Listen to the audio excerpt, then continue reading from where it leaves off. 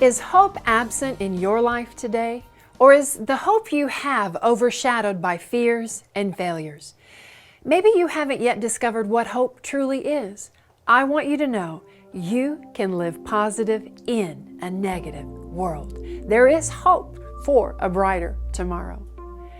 For nearly a year, Magda Hertzberger struggled to survive the daily terrors and psychological torture in 3 of Adolf Hitler's concentration camps.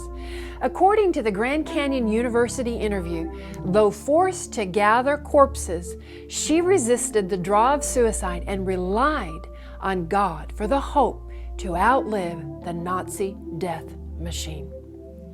Growing up in the home of a respected international businessman, Magda was exposed to music, sports, and languages, learning German, French, and Latin.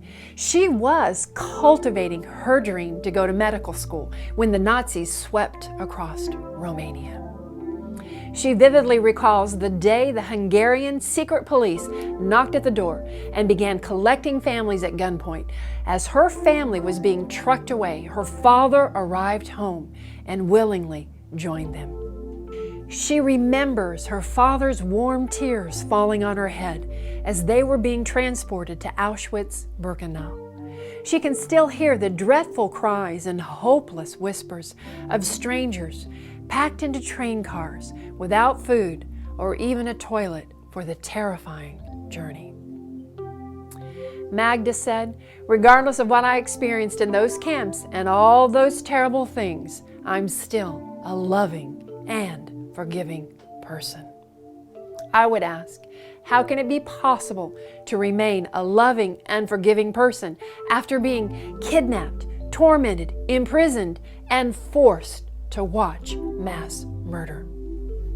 As she prayed in her silent moments in the camp, Magda knew in her heart that God could help her make it out alive. She said, "I think my great trust in God was my source of survival." Can one's faith really make a difference? Many studies have proven yes. According to a 1990 Journal of Psychology article, the significance of one's faith has shown to lower the risk of depressive symptoms and aid in better handling a stressful medical event. A similar 1997 article stated those using their religious faith to cope are significantly less depressed. Another study tracked 87 patients who suffered depression following a serious illness.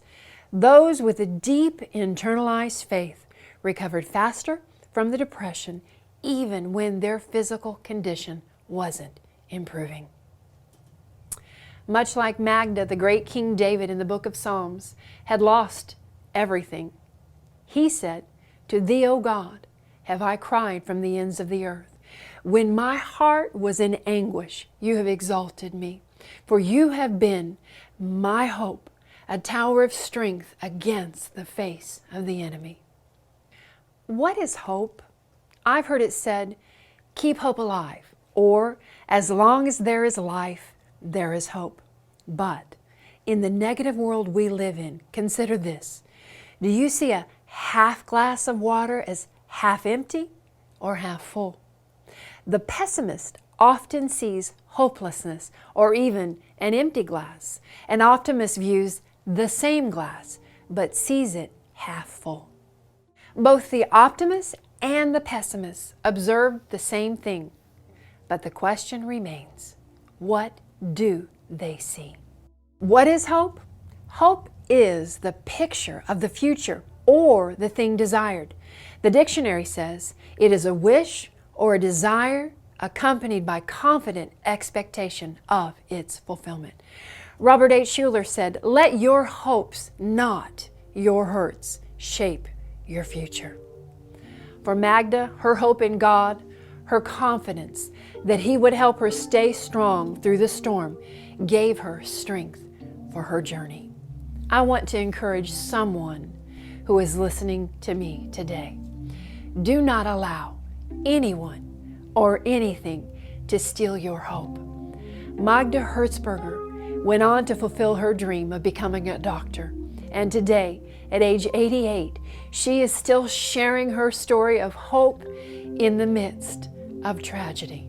And I want you to know you can experience that same hope today.